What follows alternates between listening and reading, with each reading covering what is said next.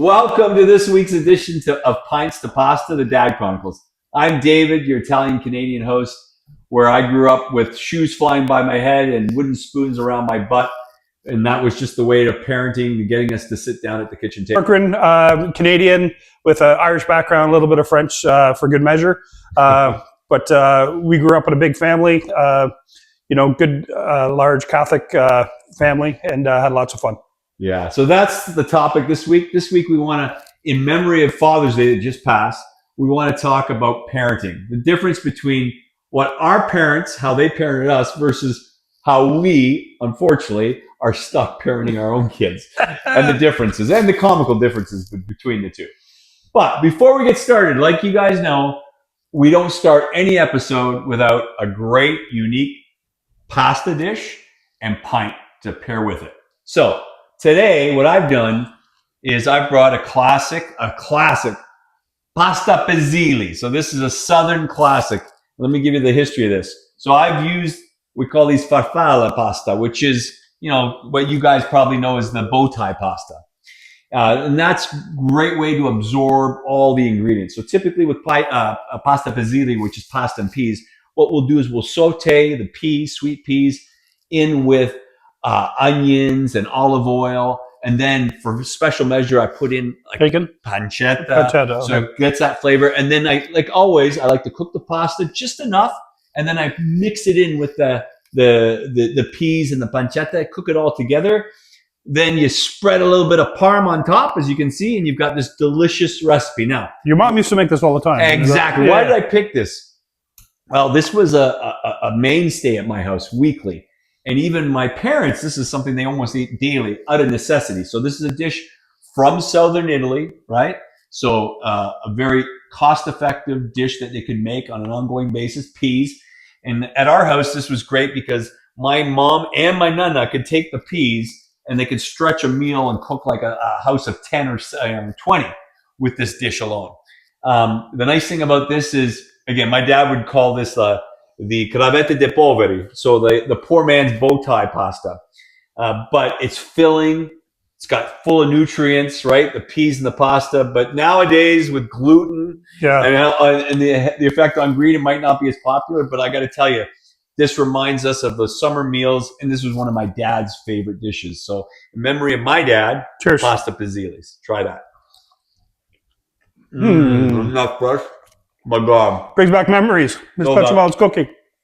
If you remember, this is one of the things we ate when we were on that Europe trip. Yeah. This is good, but it's not as good as your mom's. Oh, you hurt my feelings. But this is my mom's recipe. So, pasta Piselli, what do we want to pair with this? So, you tell us. So, today we're going to test a beer. I brought this beer on just as a toast to our friendship. But this is the beer in our last episode we were talking about touring Europe. But in Italy, this is the Peroni we used to drink. Beautiful. So this is called Peroni Nastro Azzurro, which is the number one selling lager in Italy. And it's a light, crisp. It's kind of got almost a citrus flavor, but crispy, refreshing beer for the summer. Now, I will tell you, this is great because this is a beer we drank at my parents' house, and I still drink. This is like one of the brands I continue to buy today. Absolutely. Let's see if I can get a little head again this week. I'm starting to like these episodes just for that. All right, so it's nice and light and crisp and clean, and a little different from the first week with the Guinness. Yeah, the total opposite. It's not as good as Guinness. Italian beer versus Guinness. Salute. Oh, excellent. Beautiful.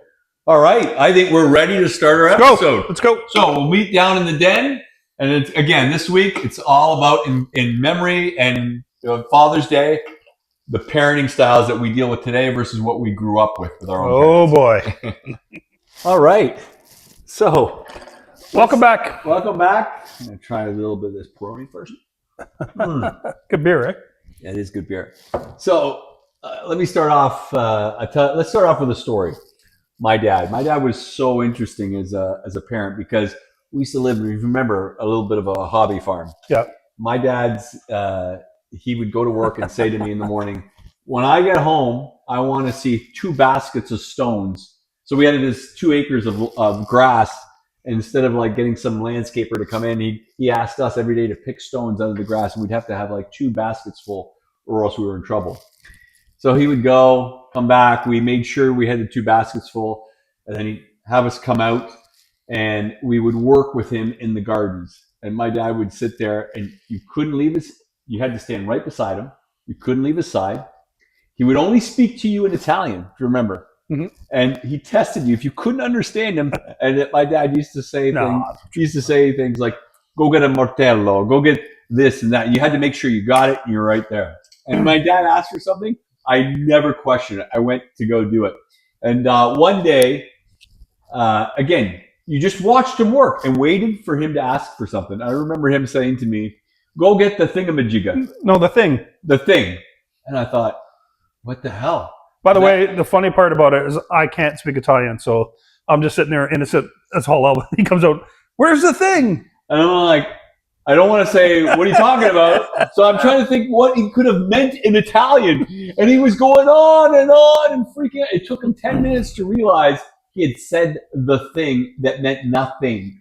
And eventually he told us what he wanted, but he never apologized. My dad's idea was, you listen to me, and you have to understand what I'm trying to say, and you better understand. But he came back with a hammer, and he goes, "See, the thing." We were laughing, going, "Okay, that's what we want to do." So discipline, listening was something you had to do all the time. Yeah, my dad was a bit different. I grew up with older parents, so my dad, I believe, was 52, I think, and my mom was 47 when I was born. Youngest of 8 kids, so I kind of got my discipline through observation on how they disciplined my older siblings, who later kind of disciplined me, right? Yeah. Some of my sisters and my brother. But I remember one story, my brother telling me, because my dad was a kind of a nice guy, and my mom did more of the disciplinary stuff, and my dad was like the kind of guy that tell you, "I love you," and all that stuff. But when you got him mad, he would build up, and then explode. But I remember a story my brother told me, Joe, that when he was about 18, 19, he was getting into fights at school. Thought he was a pretty tough guy. And he came home one day and he got in an argument with my dad, and he picked up an orange. And he was going to throw it at my dad. And my dad said, "Joe, if you throw that orange at me, it'll be the last thing you ever do." And my brother threw it at him, and he goes, "Andy, I didn't even see my dad's hands move." And he got a good one that time. But he never did that again. And the funny part about that was my mom was out in the backyard at night with a chocolate bar saying, "Joey, come back, Joey, come back." But, trying to get him back. Yeah. But so anyway, I observed, okay, I'm not going to do that. I felt kind of like my parents were my grandparents because they were so older. They were old. You had a big, you were the youngest. Yeah, so I tried not to do that, yeah. But I caused a lot of grief with my siblings because they kind of stepped in and tried to discipline me and stuff like that, which was good. But we had some fun times. Listen, I remember your dad. I mean, we grew up pretty close. So, I was close to your parents. You were very close to my parents. And I remember your dad. He was just so much full of character, and he would just like to have fun all the time. And I always remember this. He liked to embarrass me. Yeah. Too, I don't blame him. Like you would get embarrassed, even though you shouldn't have got embarrassed. He was just having fun. But I remember you had like these 2. It was a Sunday, and these 2 girls. One of them was your girlfriend. Another was a friend. They came over to my house and said, "Oh, let's go visit Andrew." 2 girls, and you never wanted people to come over. But I thought, let's go. I was so embarrassed. We went to your house, and you weren't there. And your dad was like, they were 2 very good-looking girls. Yeah. He let us in. He sat down, and on purpose, just to like make you feel bad, he's talking. I think it was a cigar. He was putting the ashes in his pocket. Oh, it was so funny. He'd do it on purpose. He'd do it on purpose. Oh, man. But at least, listen, it was different. Our dads were different. My dad was he didn't care. Like, one thing about my dad was he was transparent. As disciplined and as hard he was on me, he was the same way whether you were there or not. I know. He would yell at you if you guys were cutting the grass in the shack. He'd be yelling at you guys for because you were doing it wrong. So the one thing my dad, he was transparent across. Now, the other thing about my dad was, now. But your dad was, as long as you were respectful, he treated you nice. I've never had an issue with your dad. Yeah. Even though I caused a lot of your trouble because I was a troublemaker, but he was strict. But I kind of learned from that too. But anyway, I mean, listen. The other thing about my dad was like he really did. Like now, I appreciate everything he did teach me or made me do. Like I laugh because I could never make my kids do what my dad made me do. But it really built resiliency. So I always remember the story. I mean, I was like, I'm going to say 10. And again, we were on the farm. We had rabbits and chickens. And, you go in, you go get the eggs, you would do whatever, you feed the chickens. And it was my dad's passion because he grew up in Italy with a farm. Even though he wasn't a farmer, he loved having the animals. And I remember...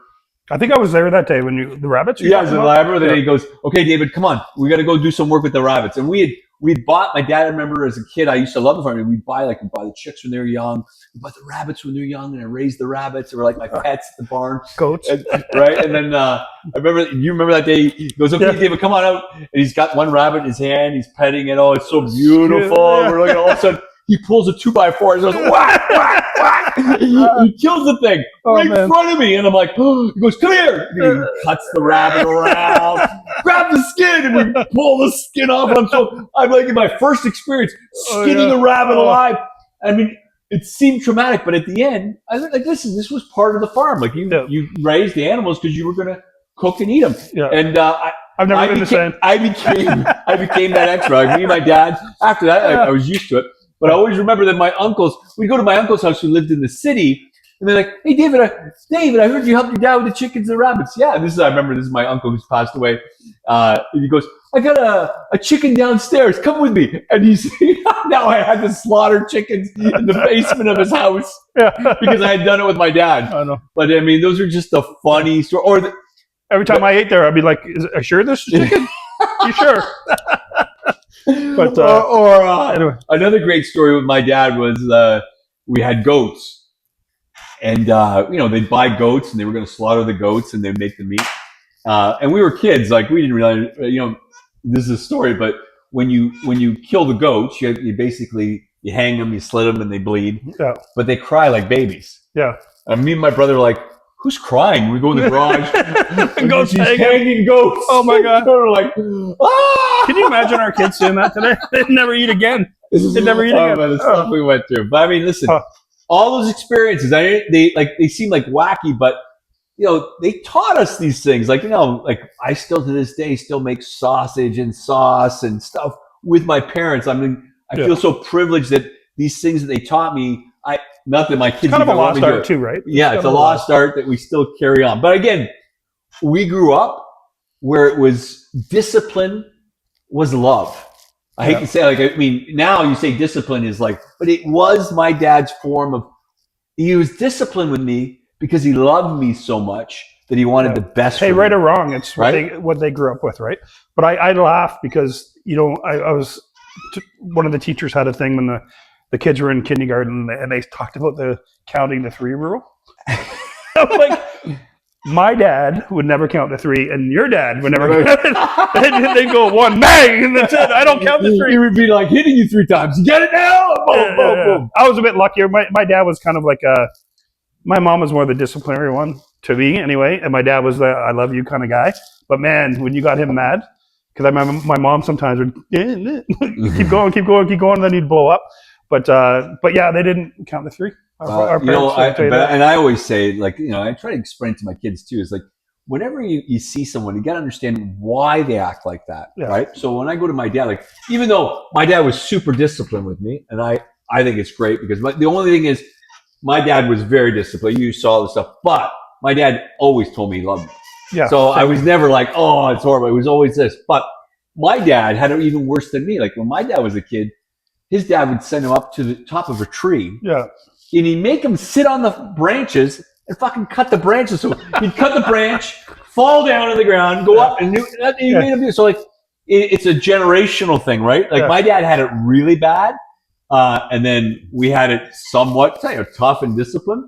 And then comes to our kids, like. Well, they grew up in the Depression, right? Yeah. Like my parents, my uncles, I know this for a fact. They use a crosscut saw. They didn't have chainsaws back then, and they'd cut lumber. And when the tax man came, they handed over all the money to the tax man. I'm like, well, you didn't keep a bit for yourself? Our kids would never do that. Like, no. I'm sure they would if we needed it, but I'm just saying they worked their ass off, but everything went to the household, and it was hard life, and it was a depression, and that's crazy. But anyway. So the funny part is, I say, like, my dad, disciplined, physical, but he said he loved me. So it was like, I felt like it grew me. Now with my kids, if I talk to them sternly, it's as if I beat them to hell. I know.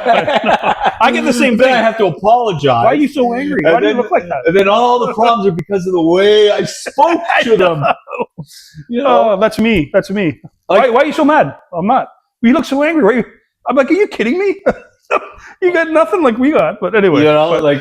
I get, well, we didn't think, anyway, I mean, listen, I have 3 girls, which is, my dad had 2 boys for like 13 years. Then he had a girl. So he had the ability to be, like, I get, you guys got to go make your money, work, blah, blah, blah, blah, blah, blah.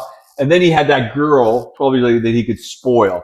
I have 3 girls. So you got to spoil all 3 evenly. Yeah.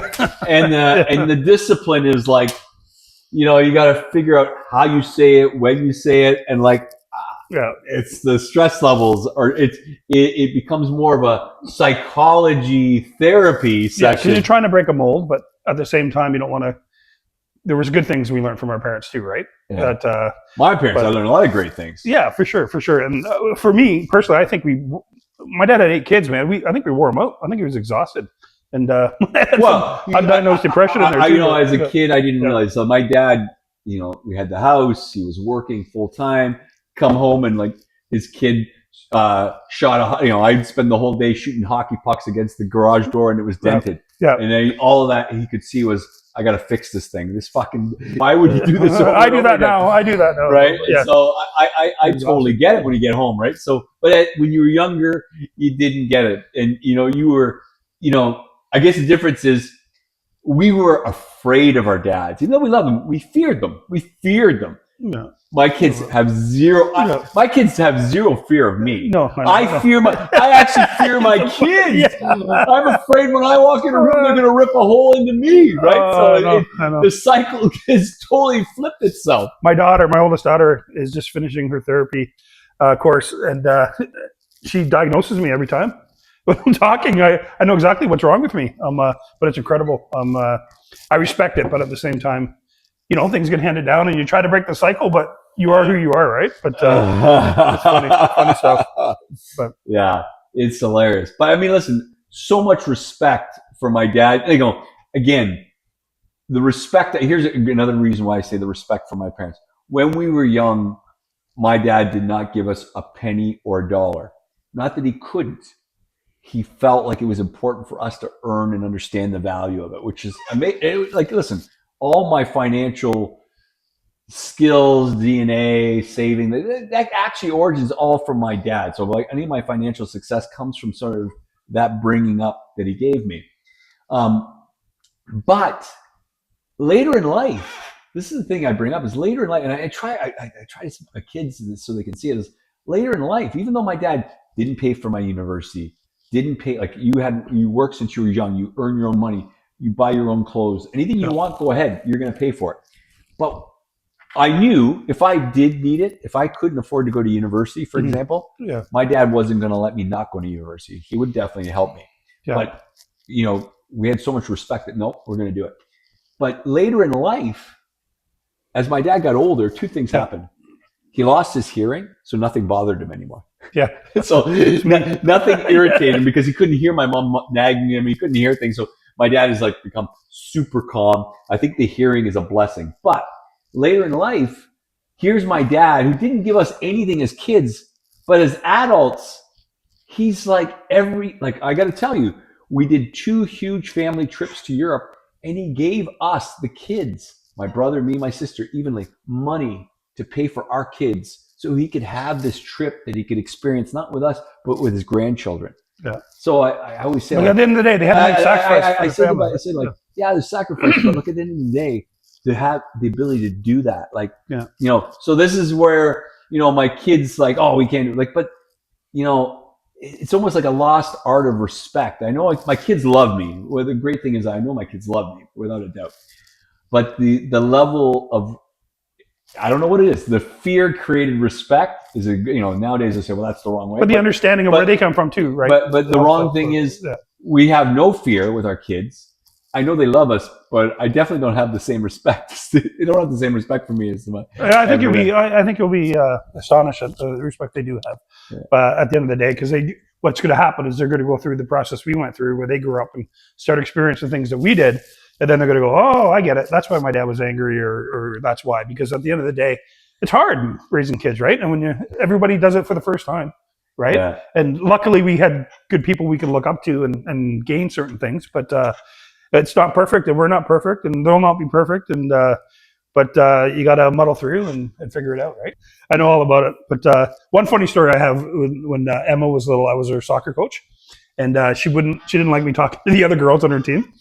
So as soon as I'd go talk to another girl that asked for something, she'd grab my leg, and she wouldn't let go, right? So before the game, I said, "Look at Emma, I have to talk to all the kids equally." I go, if I have to talk to them, I promise you, if you let me do that, I will take you for ice cream after to Dairy Queen, and we'll get ice cream. Anyway, I was teaching them red light stop and green light go, that soccer lesson, and she would not let me talk to anybody else. So how can you coach? So anyway, I was so aggravated, and that's it. I'm going to lay the law down. So as we're leaving, the practice is over, we're walking back to my Jeep. And she's like, "I'm so excited we're going to Dairy Queen." I go, "We're not going to Dairy Queen." She goes, "What are you talking about?" And I said, "I told you before. You didn't let me talk to the other girls. We're not doing it." And she freaked out. Freaked out. Never heard a kid. I thought it was like I cut her arm off. Anyway, we're driving home. I come into our subdivision, and Jen said she heard her crying as we entered the subdivision. She's like, "Oh my God." And she's screaming, "Red light stop! Red light stop!" She was so upset. We pulled into the driveway, and she looks at me with tears in her eyes, and she goes, "You broke my heart in a million pieces." And I swear to God, I almost drove and got her an ice cream. I was so upset. I know, they make you feel so guilty. But it was the funniest story. But I have the same Dairy Queen story, but I think I was a little tougher. So we went to Dairy Queen. Yeah. The kids were little, and they all had, Dairy Queen's soft ice cream. Amy says to me, "I want chocolate." I'm like, "Well, how am I going to get a chocolate ice cream?" And they goes, "No, we have chocolate dip." Yeah. So get the chocolate dip. She goes, "That's not chocolate." She's screaming in the Dairy Queen, and like everyone's looking. So I said, "Okay." So I look. My wife is like, "I can't believe you did this." I turn around and go, "Amy, no problem. Let's go in the car. We'll go somewhere else and get chocolate ice cream while they eat their ice cream." She was like, "Yeah." She's so happy. So we walked in the car. Yeah. She sat in the back. We locked the door, and I go, "We're not getting any ice cream. You can get all you want here. No one can hear anything." And she screamed and screamed until everyone came in. That was my dad would have pinched me, whatever, gave me a little smack. But again, we learned how to deal with it. And I remember doing the same thing with Laura. We were at a family dinner at the Mississauga Golf and Country Club, and it was we lived in Newmarket. It was an hour away, and we had to go. And she didn't want to go. She wanted to go to her cousin's house. So just to get her in the car, I said, "Laura, get in the car, and we'll follow them." Yeah. So we got in the car. We just all decided to drive our way home. All of a sudden, Laura goes, "Where are we going?" I said, "We're going home." No! And she literally, for an hour, kicked my seat non-stop, screaming how bad I was. And I was trying, my wife, Judith, was looking at me, and I'm like, I was going to lose it. Yeah. But again, I'm a dad of $3. I don't know how I didn't lose it, but she kicked me the whole way back. That's funny. I remember that time. This may be a bad story to tell, but she might get mad at me, Amy. When we brought her, remember we said we're just going to get. Oh yeah, that's a good one. Story. That was a good one. We got her a little gift at Christmas, and she opens it. "This sucks." And you were so mad. I'm like, "No, it's okay." It was so fun. Yeah, Amy, bless her heart, she's as a kid she was transparent. Yeah. This gift sucks. I don't like this gift. It was funny. Oh, that's so funny. Yeah. That also tells me, again, when I was young, getting a tattoo would be we're gonna get killed. And if you remember, when we went to university, we got these little tattoos. Remember when you guys came to visit me, McGill? Yeah. Little 4-leaf clovers. And for years, years, I would wear socks around my dad because I knew if he saw that I had gotten a tattoo, I was in my 20s. Yeah. That if I And you're Italian. if he saw I got a tattoo, he'd ask me to cut my foot off, and what a disgrace I was. But my kids, forget about university, they were in high school. And I always remember my daughter once coming to me and saying, Dad, I need something for graduation. Will you write I just want you to write, I love you, Dad. So I wrote, I love you, Dad. Just wrote it out. I didn't even think about it. A month later, I'm going through my credit card statements, and my kids, my wife would give them the credit card. I would just see these crazy charges. And there I see a charge, like $300 for tattooing. I'm like, who the hell went and got it? I was so pissed. It was either Laura or Amy. And it was Amy. And I was so mad when she was coming home.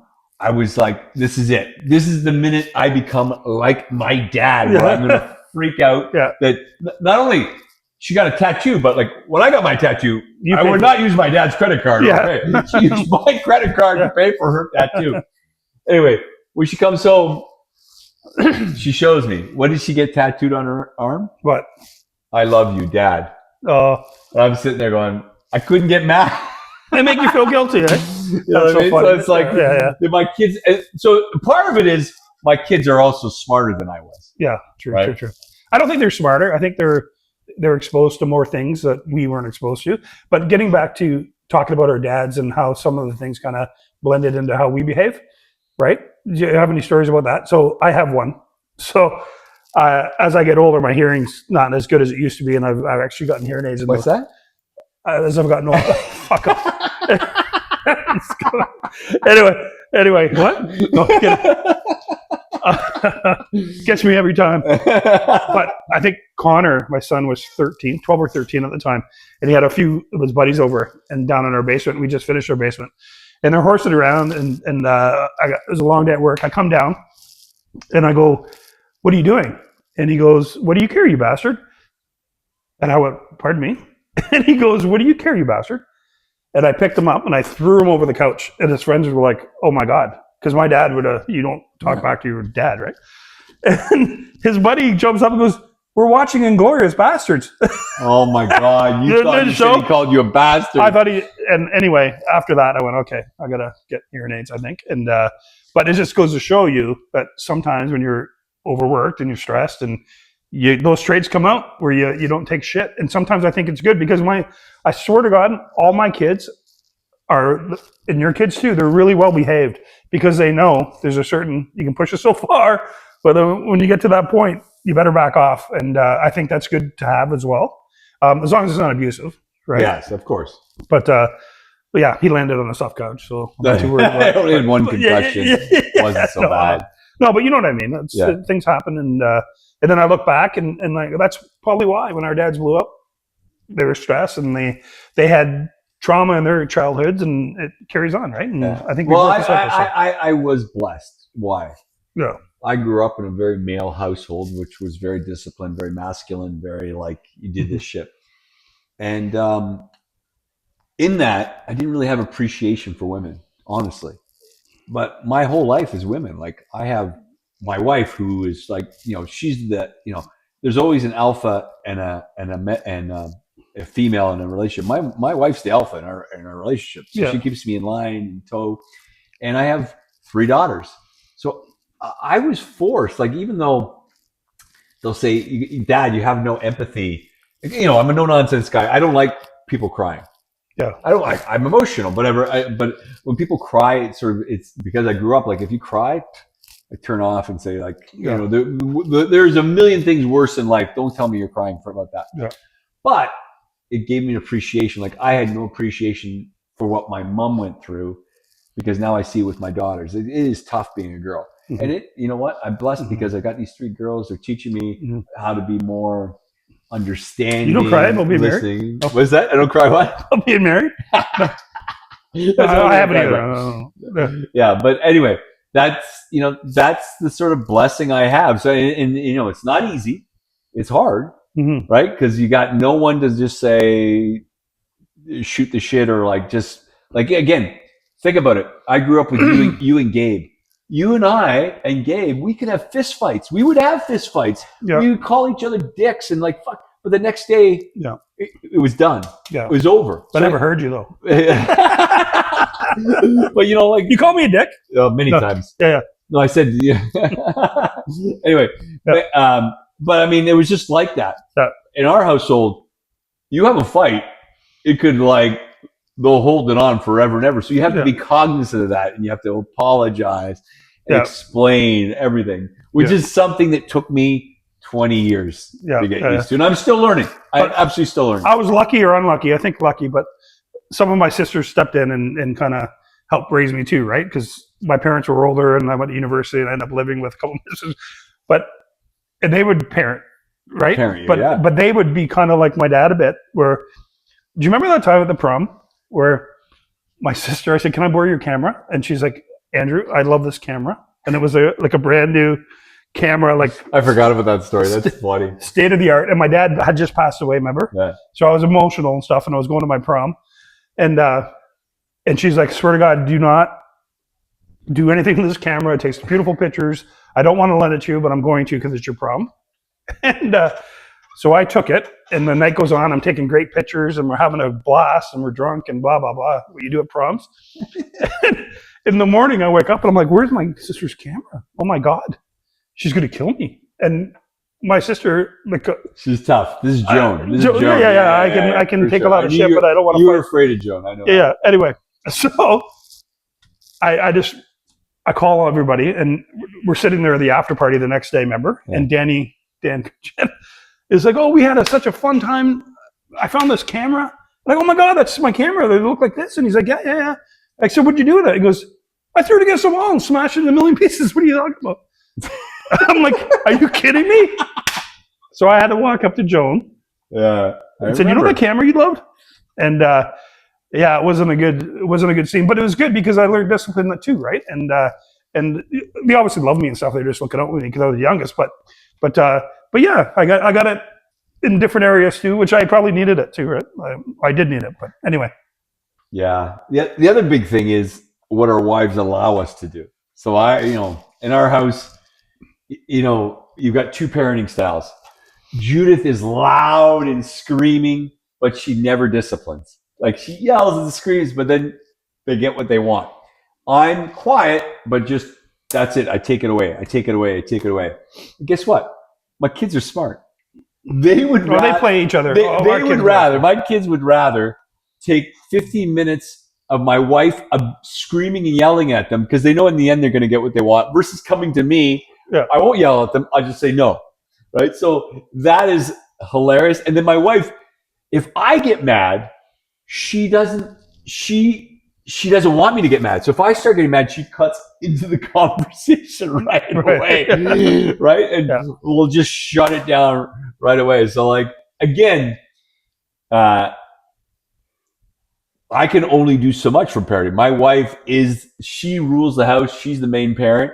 And I got to play by her rules, which I'm glad I do because she's kept me in tow. But like I said, it is hilarious. She'll scream, yell, "I don't trust you," blah, blah, blah, and then she gives them their credit card. Yeah. I'm the same way though. It's hard to discipline the kids, right? Jen's a disciplinary one. I try to be, but when the kids, they're so cute, right? Like, yeah, it's funny. You say you're never going to do it, but you always want your kids to have a better life than you had.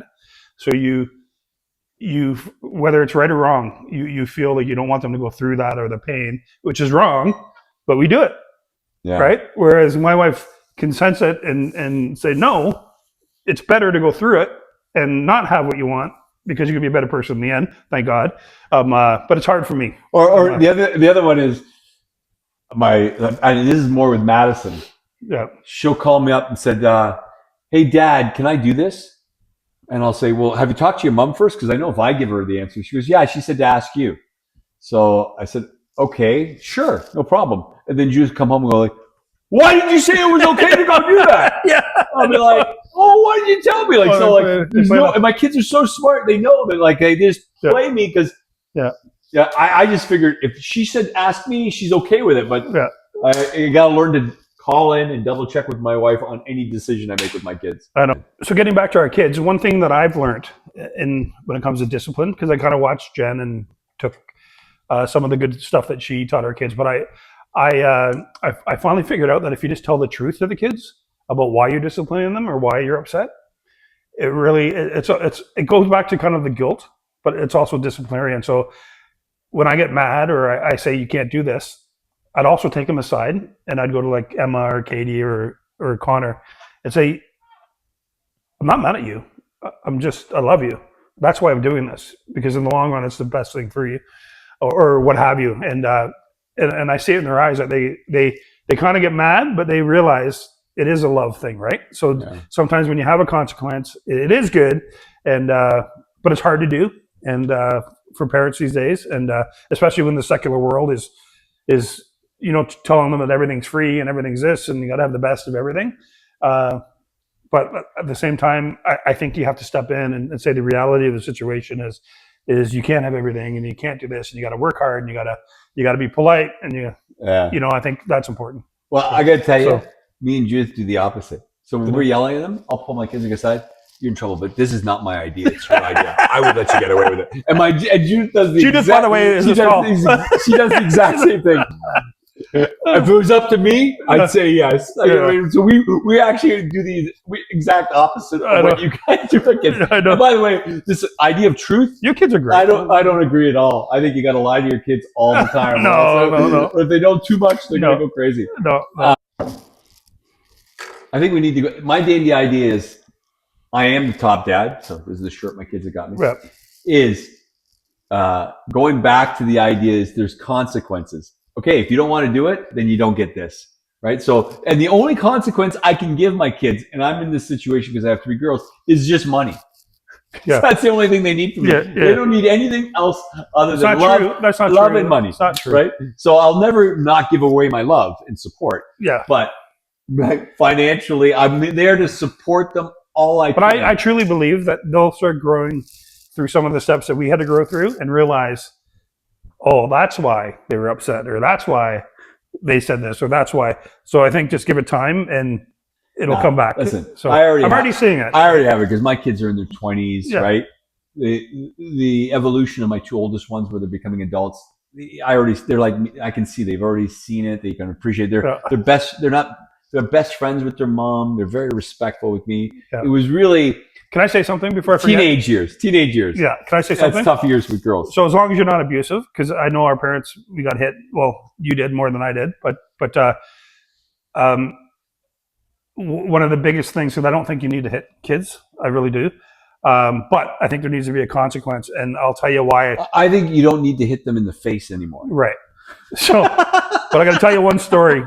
So we had a hockey tournament in Chicago. So it was a 9.5-hour drive. And I forgot about the time switch. So I thought it was 9 hours, and my son at the time was like 10 or 11, and my daughter was like 13. And we're driving to Chicago, and they were behaving like idiots in the back of my truck, and I couldn't reach them. You know how when they're driving? And I thought, okay, I'm like 10 minutes away. But then the GPS switch, I forgot there was another hour, so we had to go another hour. And I'm going nuts because my kids are driving me crazy, and if any parent has had young kids being idiots, we get to the hotel room, we're in the room, and we have a ground floor room, and the curtain's open, right? This actually is a sad story. But the parents are walking by, and doesn't my son take his clothes off? Because he had to get ready to go we had like a ball that night. And he gets up in front of the window, and he's doing this with his... I swear to God, I had one hair left, and he was on it. As he walked by, it was my dad's handprint on his ass. Like, my dad had a hand like big, and it looked just like my dad's hand. And I said, I'll never hit my kid again. But he never, ever backtalked me ever again. And every time now, even now, and my son could pick me up. He's never said anything about it. And I feel that's my biggest point of guilt in my life, that I hit him in the ass like that. And I don't know, was it wrong or not? But it happened, right? Those were acts of discipline. Like I said, with my dad, I have zero resentment. My dad, I know it sounds weird, but I appreciate the discipline he gave me, Yeah. because I knew my dad always loved me. Yeah, you My did dad, deserve my, to get my it. dad, yeah, my dad never had an issue. He was Italian, Yeah.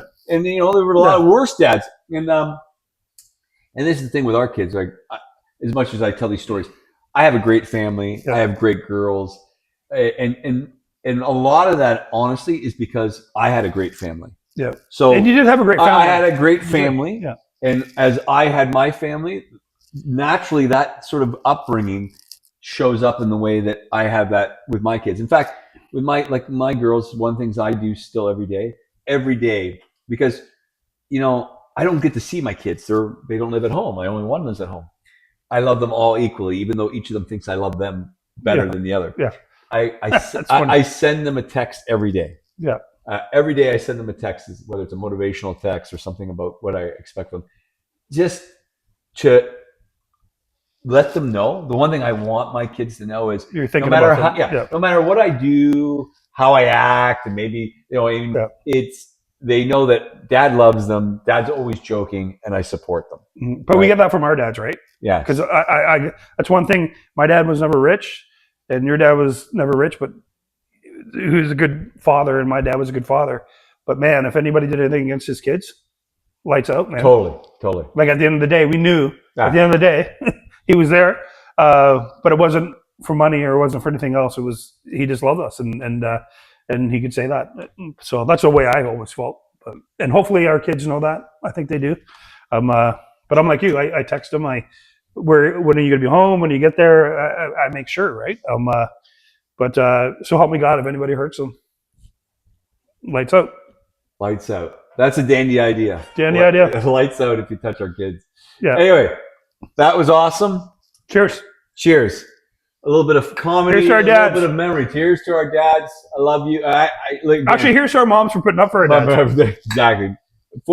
Again, we grew up, unfortunately your dad, passed away when you were a young kid. Yeah. Right? You were like 16, 17. Yeah. I've had the blessing of my dad being around still to this day. Yeah. So he's kind of my surrogate dad. You're absolutely right. My kids, and again, our parents are so close. Your mom, I loved your mom like a mother, and my mom and dad love you like a son. So again, here's to parents, but particularly dads. And like I said, it's not easy. And our kids can make it tough. Just do what you do and be honest. But it's all worth it. Yeah. I love God the bless. job. Best job I've ever had. Salute. God bless.